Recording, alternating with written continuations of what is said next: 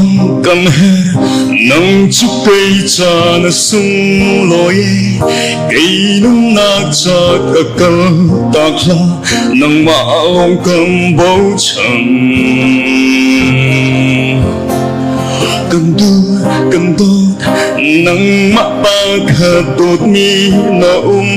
chung áp tinh e cật chi nâng he thiên lại có ruột ngắm lâu cây cha lòng xoài tư cây cha lòng hú sa tư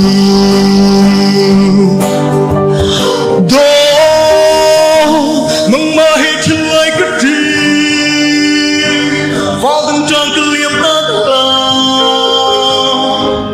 nâng ma đến lâu cây cha hết rong đó nâng ma hết thiên lại cất chi luôn đang ngã cứ liếm đất ta nâng ma đến lâu cây cha hết rong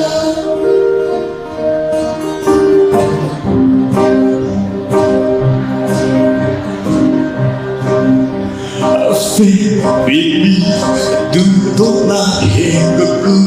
đặt ra lòng hung ca xoay chân sung nâng hê sung sao em chỉ định cần đô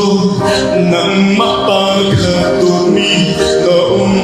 chung áp tinh e cách chi nâng hê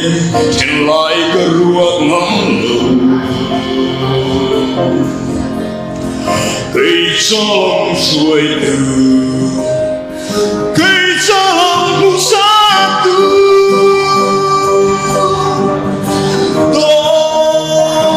nâng mơ hết chân lại cái chi vào từng tròn cái liệp tắt là nâng mơ đến lòng cây cha hết lòng đó nâng mơ hết chân lại cái chi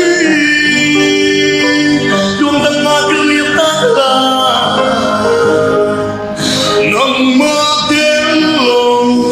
cây cha hết răng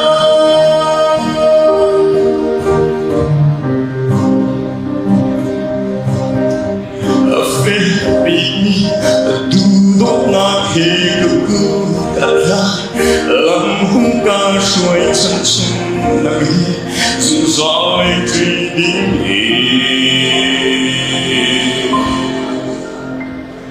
Kalong